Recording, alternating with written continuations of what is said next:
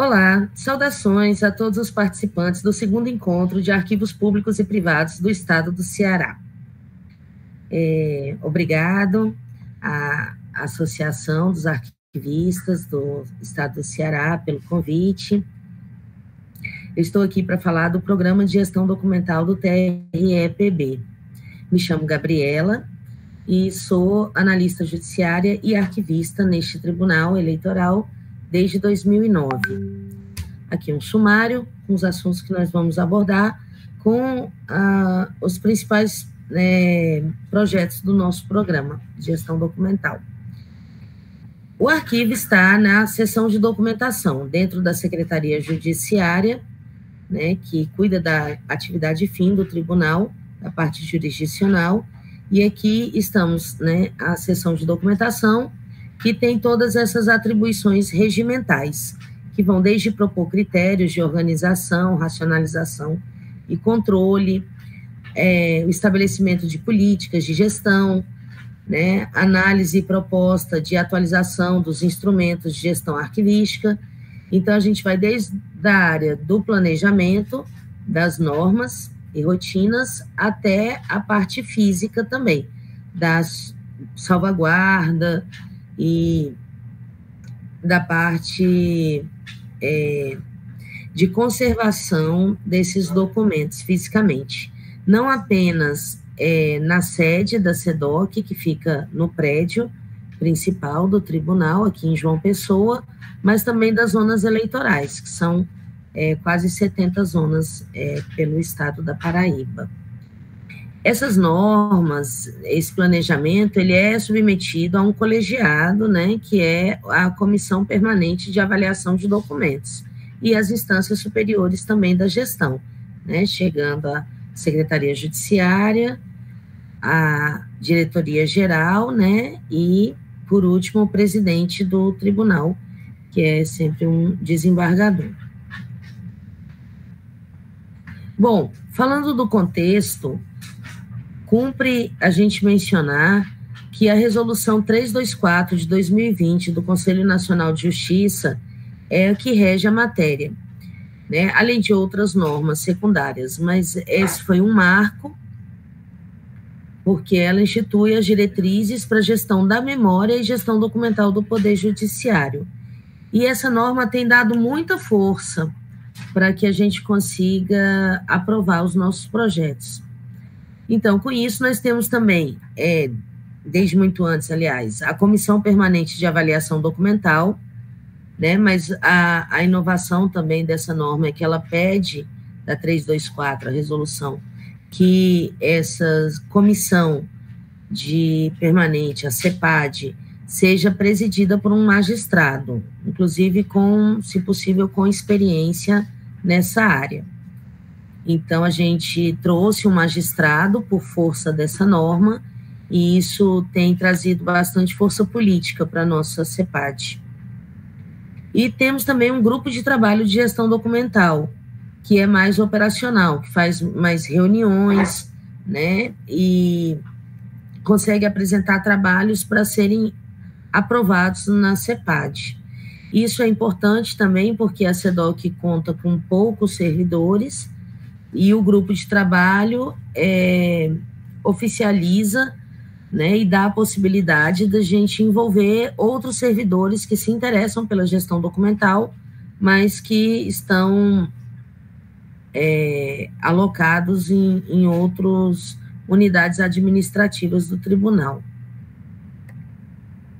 Então, ainda nesse nosso contexto, a gente traz aqui a memória de que foi um grande trabalho de gestão documental no início dos anos 2000, no TRE-PB, onde houve uma consultoria, uma terceirização, mas feita de uma forma muito correta, pois utilizou profissionais da universidade, professoras, mestras em história, com estagiários também do curso de História, ainda não havia o curso de Arquivologia aqui na Paraíba, e no bojo desse trabalho é publicado essa primeira edição, né? Essa é a primeira versão do Plano Geral de Classificação e Destinação de Documentos.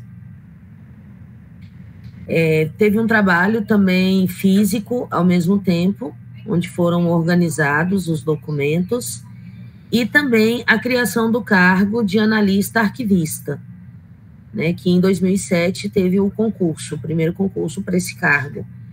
E foi bastante inovador, porque foi um dos primeiros tribunais, né, regionais eleitorais a ter um plano de classificação próprio, né, e também a criar o cargo de analista especialidade, né, é um analista administrativo, né, judiciário administrativo, especialidade arquivologia.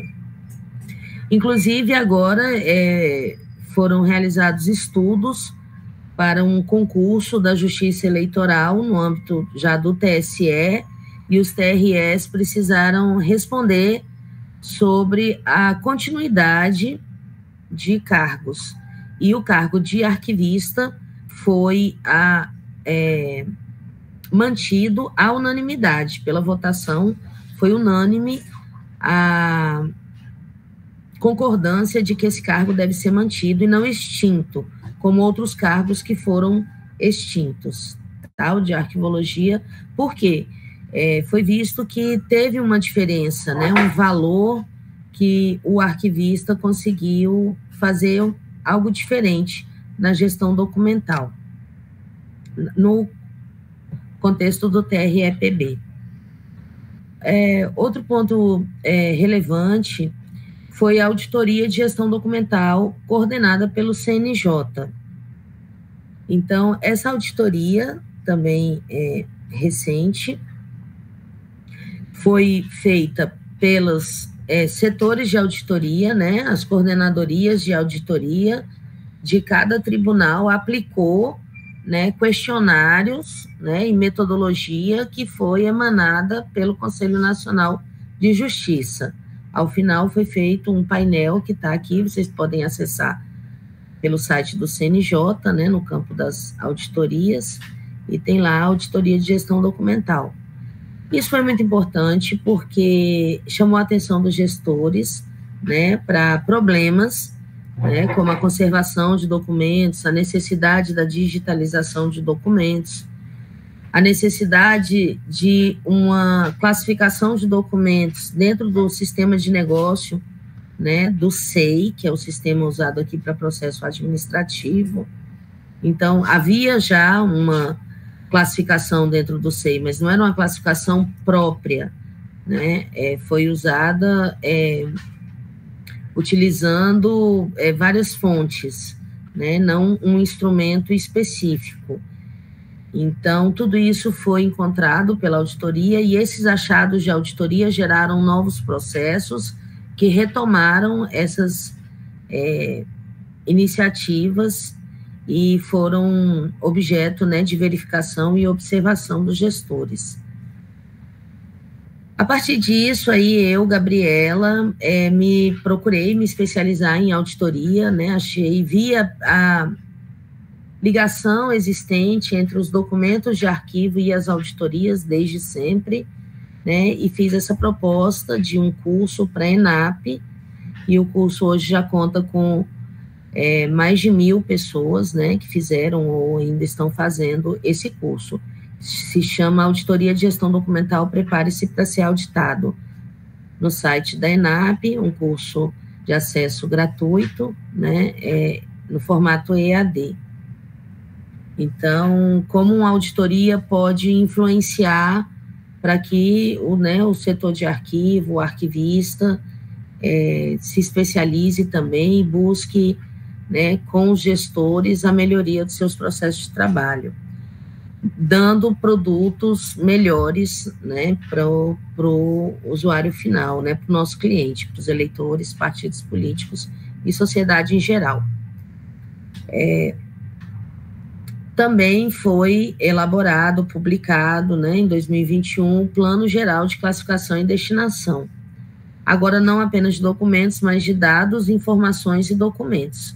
Então, saiu como uma segunda edição daquela primeira, né, chamada tabela de temporalidade. Então, que já era, né, plano geral de classificação. Então, de 2005, nós fizemos essa segunda edição. Então, ela foi inovadora porque foi própria para o SEI. Todos os outros sistemas de negócio podem usar essa temporalidade, destinação, né, a própria classificação para sistemas de frequência, né, sistema do recursos humanos, né, e outros sistemas, né, o sistema Elo, que tem o cadastro dos eleitores. Então, todos eles nós procuramos identificar esses dados, informações de documentos e colocar. Outra inovação também não é original, outros órgãos já fizeram isso, mas nós utilizamos a cadeia de valor como sendo a divisão, né, classificatória maior. Isso também se mostrou muito interessante, não ser apenas pela tipologia ou pela estrutura, né, ou pelas funções, mas a cadeia de valor acaba reunindo esses aspectos da administração, né, de uma outra maneira, e a gente assim desmembrou e fez o plano de classificação, colocando em 4 níveis, né, como vocês podem acessar essa tabela pelo portal do TREPB, aí na página da gestão documental, tá acessível. Então, todos os documentos e processos ficam no 4º nível, porque no SEI, a gente sabe que o sistema SEI, os processos e os documentos acabam não sendo separados. Então, eram muitos desafios quando a gente foi elaborando, foi um grupo grande, muitas pessoas colaboraram, né, os usuários, as unidades, responderam questionários, participaram de reuniões, então foram usadas várias técnicas para poder chegar a essa versão final. Aqui está o plano de classificação, né? Primeiro nível, governança institucional. Segundo, direcionamento da gestão, né? Aí terceiro chega na atividade, 4º nível chega no processo ou documento. Outras características desse plano é a utilização do método, né, do código duplex, que era compatível com o SEI. Então, ele vem, né, 2 números, né, 2 dígitos, ponto, 2 dígitos, e assim vai, até o 4º nível, dessa forma, tá? Função, tá aqui essa linha amarela, né, 01. Subfunção 01.01, né? Aí no 3º nível, então aqui 6 dígitos, né, em 3 dezenas, é a atividade. E os processos e documentos estão no 4º nível, são aqui 8 dígitos. Então, sempre que for documento ou processo, vai estar aqui nesse 4º nível. Isso foi compatível com o sistema SEI, com a classificação, né, na criação de documentos e processos no sistema SEI.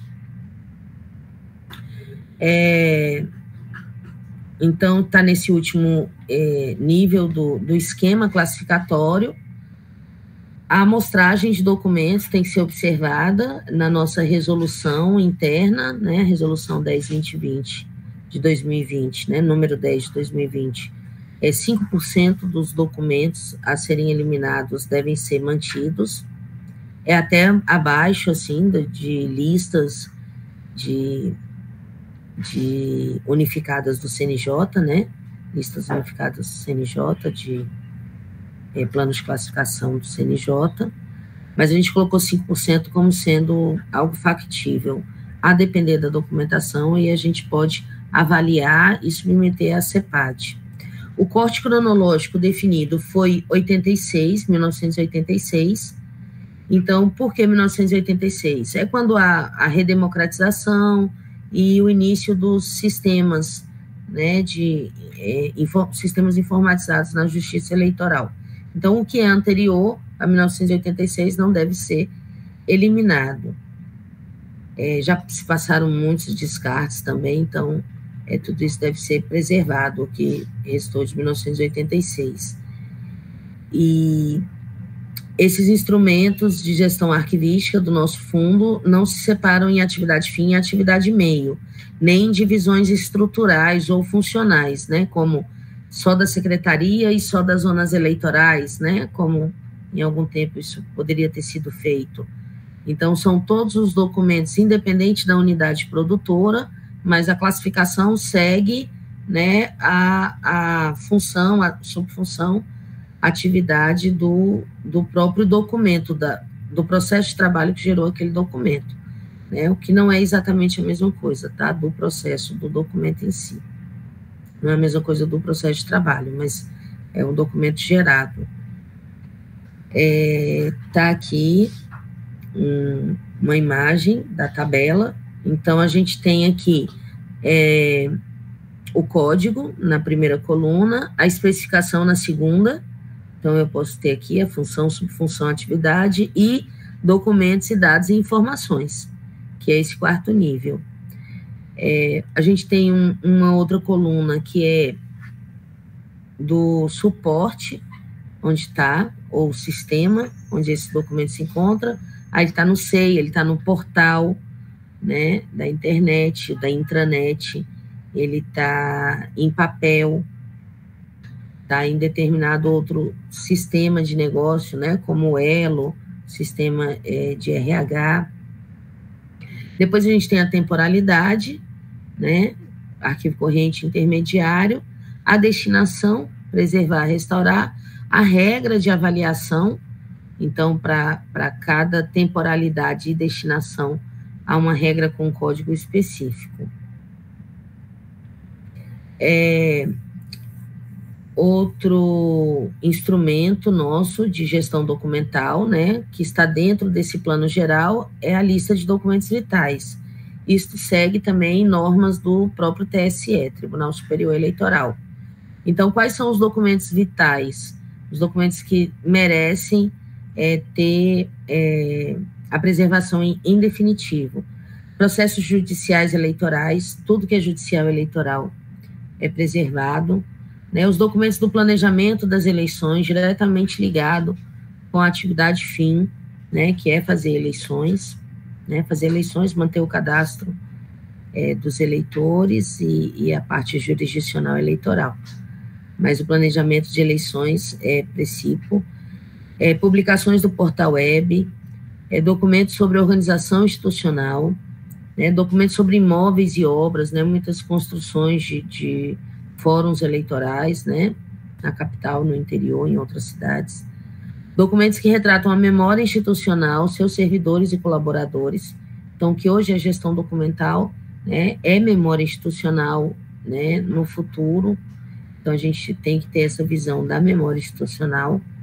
Alguns tribunais, até a CEPAD é a mesma, é Comissão de Memória e Gestão Documental, né? Algo até a ser avaliado da pertinência de se fazer uma comissão apenas, não duas, né? Uma de CEPAD e uma Comissão de Memória Institucional. Documentos remanescentes das amostragens dos descartes. Então, aquela amostragem de 5%, esses documentos são automaticamente definidos como de valor para a guarda permanente, né? Documentos do período anterior ao corte cronológico, né, como eu já citei, que definimos 86, né, foi definido pela CEPAD anteriormente, né, e colocado na nossa resolução, e demais documentos recolhidos para o arquivo permanente, né, pelos critérios da tabela, ou outros critérios que venham a ser atribuídos, né, tudo com a aquiescência da nossa CEPAD. O interessante que nosso plano geral, segunda edição, né, nós nos inscrevemos no Boas Práticas do Poder Judiciário e foi escolhido como a boa prática, né, de gestão documental nesse período, desde que foi criado Boas Práticas, né, do Poder Judiciário. né, tem mais uma prática de digitalização inicial, e o nosso plano foi publicado no formato de e-book e foi escolhido, né, foi referendado em plenário do CNJ como uma boa prática, então como sendo, né, a única boa prática até então, e plano de classificação, né, como um modelo de boa prática para o Poder Judiciário. Então, isso nos deixou muito felizes de poder, né, estar apresentando, né, algo interessante para a nossa comunidade dos arquivos judiciais. Outra questão interessante do nosso arquivo foi algo que deveria ser usual, né, para todos, mas muitos eleitorais não possuíam seu registro no CODEARC, né, que é gerido pelo CONAR, né, e que atribui um código, né, para as entidades mantenedoras de arquivos. Então, fizemos nosso CODEARC, foi um esforço do TSE, nosso registro no CODEARC, né, então você vê lá, entidades, né, custodiadoras do Estado da Paraíba, e uma delas é o TRE-PB, né, foi um esforço do TSE por conta dos seus 90 anos, né, comemorados em 2022, pediu para que todos os regionais fizessem seus registros, porque esse registro é necessário, né, para se ter uma conta, né, no repositório digital confiável, no RDC-ARC. Então, tudo vai caminhando, tudo vai, né, se harmonizando para o programa. A necessidade de buscar esses documentos, qual o contexto? Esse fundo perdido, como a gente chama, né? Acho que é uma reconstituição de um fundo de 1932 a 1937. Então, historicamente, né, sabemos que em 32 foi criada a Justiça Eleitoral, né, por Getúlio Vargas, que em 1937 a suprimiu, né, foi suplantada na Constituição de 1937. E esses documentos da Justiça Eleitoral na Paraíba acabaram sendo perdidos, né? Não se tem notícia. Temos esperança de encontrá-lo. Então, emitimos, no âmbito da CEPAD, né? O magistrado fizemos os ofícios, encaminhamos, pedindo para o TJ, né, Tribunal de Justiça, Justiça Estadual, tínhamos muita esperança de que estivesse lá, apesar que outras buscas já haviam sido feitas anteriormente, sem sucesso, Instituto Histórico Geográfico da Paraíba, Arquivo Estadual, né, que foi onde encontramos alguns documentos, Arquivo Municipal, universidades, né, Justiça do Trabalho, Justiça Federal, enfim, as entidades, e arquivos privados também, como é o caso do Instituto Histórico Geográfico, onde também foi encontrado documentos raros, mas porque eram documentos privados, né? Um magistrado, que também era um membro do IHGP, recebeu, né, uma cópia de um relatório de eleições, e isso acabou indo constituir o seu fundo privado, né, seu fundo pessoal, e nosso colega, até o coordenador atual de gestão da informação, Renato César, um pesquisador com diversos livros, versando sobre a política da Paraíba e a justiça eleitoral, né? Esse outro colega é o nosso fotógrafo também, Alexandre Dias. Fizemos essa equipe de documentos, depois, né, Alexandre ia com a gente para fotografar, para fazer a reprodução dos documentos que nós encontramos. Além desses documentos, nós também reconstituímos essa parte da história, né, de alguma maneira, buscando as atas de sessão e outras notícias e documentos publicados no jornal A União. Então, o jornal A União, né, já atuava bastante atuante, desde, né, antes da década de 1930, E de 32 a 37, as atas de sessão e outros documentos de interesse do TRE-PB eram publicados como um jornal oficial. Então, o que fizemos? Fomos no arquivo do Jornal A União, eles estavam em processo de digitalização, né? E então, logo esses jornais foram sendo disponibilizados, eles ajudaram também com pesquisas, a arquivista Ana Flor, a diretora Naná Garcês, foram muito prestativos, e nós conseguimos reunir esses documentos dessa forma. Renato já fazia também, nós já buscávamos nos jornais, né? Mas a digitalização desses exemplares facilitou muito o nosso trabalho, porque então a gente pode, de qualquer computador, né, baixar o PDF, o documento do jornal digitalizado e fazer a seleção desses documentos, e estamos editando para publicar o livro de atas e outros seleções. Esses são documentos inéditos encontrados no arquivo público do Estado. Esse primeiro é uma ata de uma eleição para Senado de 1936, documento raríssimo, nunca, né, tínhamos nem ideia de como eram esses documentos. Esse outro é um acórdão, e foi uma emoção muito grande quando encontramos e fizemos a reprodução. E colocamos, né, então, no nosso repositório digital. Para fazer o nosso repositório digital, que é uma das designações da Resolução 324 do CNJ, então, buscamos promover capacitação, conhecimento. Então, fizemos esse curso de digitalização em documentos digitais, que além da 324, tem muitas outras normas do CNJ ligado a documentos nato digitais e documentos digitalizados, né? Como o próprio Morec Jus, está sendo atualizado agora. Então, esse curso de digitalização, professor Pablo Soledade, nós reunimos mais de 120 pessoas. Como o curso era EAD, remoto, né, teve essa possibilidade. Então, todas as zonas eleitorais tiveram pelo menos um servidor inscrito, e as pessoas que lidam mais diretamente com a digitalização de processos e documentos. Promovemos uma segunda capacitação, né, em gestão, segurança e preservação de documentos digitais, com a professora doutora Lenora Schweitzer e professor Carlos Aman, né, também um especialista em repositório digital confiável.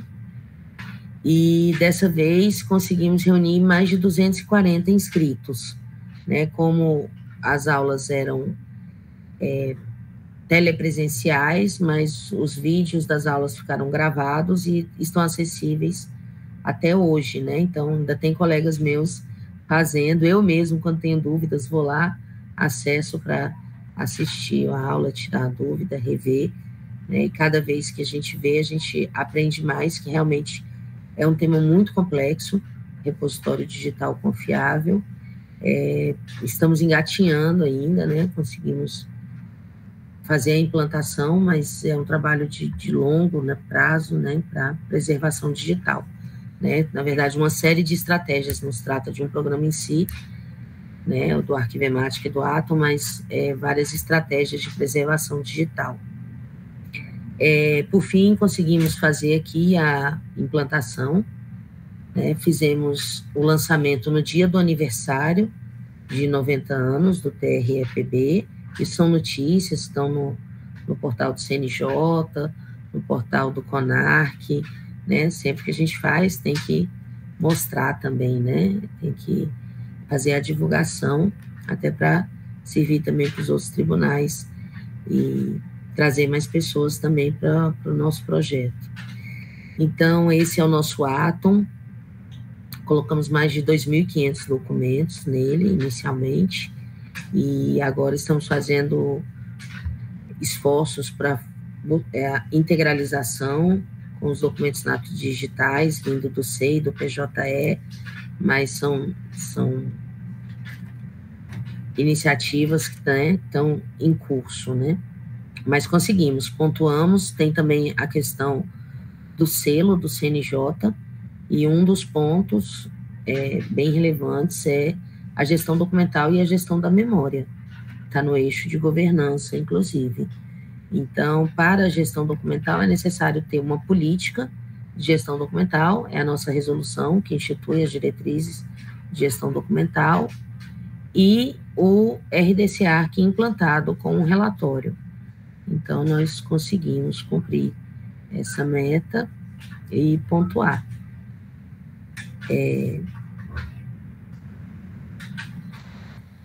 Nós procuramos também participar dos eventos nacionais, né? Já há mais de 4 anos que participamos da Semana Nacional de Arquivos, que ocorre sempre em junho, né? Coordenada pelo Arquivo Nacional. Aqui na Paraíba é bastante forte essa semana, várias entidades participam, né? Desde a Casa de José Américo, Universidade Estadual, Universidade Federal e outras instituições, né? O Arquivo Estadual, o Arquivo Municipal. E neste ano, a Associação dos Arquivistas da Paraíba também é uma das organizadoras, né? Junto com o GEARC, Grupo de Estudos Arquivísticos, que fazem a programação coordenada, né? A gente faz um calendário dos eventos nesta semana, e o TREPB tem participado. Aqui é uma edição onde nós fizemos uma live sobre auditoria, né, de gestão documental. Então, chamamos um auditor, né, Evandro, muito gentilmente veio do CNJ participar com a gente, né, era remoto. Nosso auditor interno aqui, João Demar, a colega Sandra Zanon, arquivista do TRE de Santa Catarina, que também passou por uma auditoria, e fizemos esse momento, né, com um evento técnico-científico. Essa é outra live nossa, que fizemos a classificação do arquivo eleitoral do TREPB. Foi o lançamento, foi no dia do arquivista, em 2021, foi na semana, né, no momento em que lançamos a segunda edição, né, do plano de classificação, e chamamos as autoras, né, organizadoras do primeiro plano, né, essa primeira senhora simpática, jovem senhora simpática, todas, Lúcia Marques, servidora aposentada, que era chefe do arquivo, que foi a responsável pela contratação, né, dessa equipe, de todo esse projeto lá no início dos anos 2000 e do plano de classificação da primeira edição. Lúcia Marques, professora Irene Fernandes, né, ainda muito atuante, né, ainda porque Lúcia Marques se aposentou, né, mas Irene Fernandes e Laura Baracuí. Então, 2 profissionais de história também, de arquivos, são do grupo de estudos arquivísticos, e nessa live elas analisaram, né, relembraram, contaram as histórias daquele primeiro plano. Isso está tudo disponível, tá? Está no portal na verdade, no canal do YouTube do TREPB, essas lives. E debatemos aqui a classificação dos documentos eleitorais. Foi um momento muito, muito especial para a gente. Esse é uma outra live que nós fizemos também sobre os documentos, mas aí dando uma abordagem também da pesquisa e da ciência política, né? Foi mediado pelo Dr. Roberto Dorn, que é magistrado, membro da corte, presidente da CEPAD, né? Renato César Carneiro, que já citei anteriormente, né? Pesquisador com várias obras nessa área, e Dr. Paulo Ritt, que é um doutor em ciência política, professor da USP, cuja pesquisa é em justiça eleitoral, e especificamente anos 30. Então, foi também um momento, né, de grande, eu digo até de luz, sabe? A gente joga luzes, né, sobre esses documentos, a gente se desarquiva, a gente traz para a sociedade possibilidades de pesquisa, né, o que é muito interessante. Essa live, Dr. Paulo fala coisas muito interessantes sobre as necessidades do pesquisador, né? Renato mostrou as próprias pesquisas, os seus livros, né? Dr. Roberto também trouxe, né, a sua visão, foi bem interessante. E eu falando, né, do arquivo, né, do trabalho do arquivista nesse conjunto. Essa é uma exposição para mostrar sobre democracia que se utilizou dos documentos eleitorais.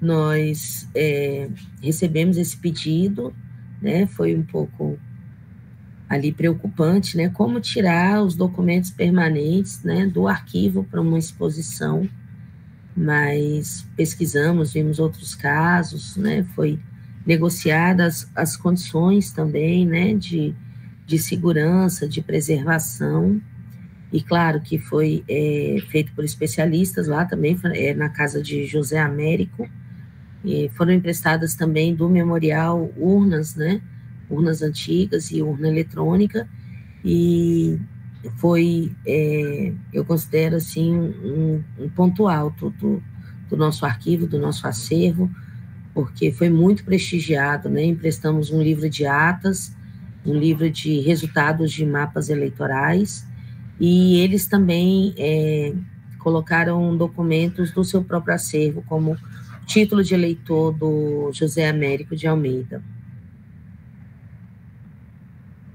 Essas são listas de eliminação que estão publicadas na nossa página, né, para dar publicidade, como exige a lei. Então, as zonas eleitorais fazem, cada 2, 3 anos, cada uma faz seu descarte. Essa lista de eliminação tem que seguir nossos instrumentos e é submetida, né, para verificação, e a CEPAD, a gente olha se não tem nenhum documento anterior a 86, ou algum documento ainda mais recente que não pode, se está em conformidade. Normalmente está, que já é um processo de trabalho já bastante definido, né, os chefes de cartório, os servidores já têm essa experiência e acabam sendo descartados 2 a 4 toneladas por ano de documentos que não apresentam mais valor, né, nem administrativo, nem valor para a história, como a gente sabe. E essa eliminação é de uma forma sustentável, segue também a legislação ambiental, né, que exige que seja doado para uma instituição em vulnerabilidade, né, social, para fins de reciclagem, né, e eles revertem os valores para a instituição. São geralmente cooperativas que têm convênio com o TRE, geralmente porque na sede a gente consegue fazer isso, mas às vezes no interior é mais econômico que seja doado para uma cooperativa local. Por conta também da auditoria, nós fizemos nossos processos de trabalho mapeados, né? Fizemos um mapeamento dos nossos processos de trabalho. Aqui está um mais recente, que foi elaborado aqui, que é do recebimento de transferência. Então, a unidade produtora identifica que os documentos já têm, né, na temporalidade, não precisam mais estar nos seus arquivos correntes, nos seus setores, então abrem um processo, né, como era a guia de transferência, agora ela está em um modelo, em um formulário, dentro do sistema SEI, ele preenche, né, combina para enviar fisicamente, e aqui a gente faz o recebimento, a triagem, a conferência, o registro no sistema. Ainda existe outro sistema de protocolo e tramitação, né, chamado SADP, então esses documentos antigos todos têm os registros no SADP, e todos os documentos são importantes, né, mas tem documentos que são por exemplo, uma cassação de um vereador, de um deputado, né, uma prestação de contas. Então, documentos que envolvem muitos direitos, né, documentos que envolvem direitos de servidores, né. Então, cada documento com a sua importância. Outros que são destinados ao descarte, mas as unidades não podem descartar imediatamente, né, de forma descentralizada. É preciso haver um processo de descarte. Então, nós fazemos um processo de descarte na sede, que é das unidades da sede, né, que aí é o arquivo, essa seção de documentação que realiza todo esse processo, a partir da identificação desses documentos, seleção, né, publicação do edital, né, espera o prazo, como vocês já podem imaginar. Mas as zonas eleitorais também têm os seus processos, cada zona eleitoral faz o seu processo, faz o edital, espera o prazo, se há ou não pedidos de desentranhamento. Então, esse processo de descarte também estão mapeados. Quem quiser receber qualquer coisa, entre em contato comigo. Meu e-mail é fácil de encontrar, é público. Muitos tribunais, outros tribunais pedem, e eu já tive a oportunidade, né, de mandar, que a gente tem que, né, se ajudar, trocar, pegar as boas práticas, né, para economizar mesmo, né, recursos, esforços. E nós temos aqui projetos de 2023. Então, os nossos livros de atas, vamos continuar, né? Já fizemos o primeiro, está para ser lançado no Prelo, já está no Prelo. O primeiro livro de atas do primeiro ano, né? Terão mais aí 5 ou 6 livros desses recortes das atas e de outros documentos e notícias do jornal A União, e uma exposição museal, né? Colocando até participação feminina ou na política, ou ainda com os documentos, né, e também com os documentos encontrados, né, os documentos da década de 30, a digitalização de documentos históricos, né, é outro processo em curso, né, para documentos de gestão de pessoas, né, que foi um achado de auditoria, necessidade, porque são documentos que precisam ser preservados por 100 anos, então, quem vai garantir que daqui a 10, 20, 30 anos, né, 50 anos, 60 anos, esses documentos em papel estarão, né, em condições de legibilidade, de acesso, né, e por todas as facilidades da digitalização, de acesso, de reprodução, e também de fotografias também. Fazer a digitalização de fotografias também é importante para a nossa memória institucional. Tudo isso para o RDC-ARC. Então, pelo que se vê, todos esses projetos, né, acabam em harmonia para o nosso programa.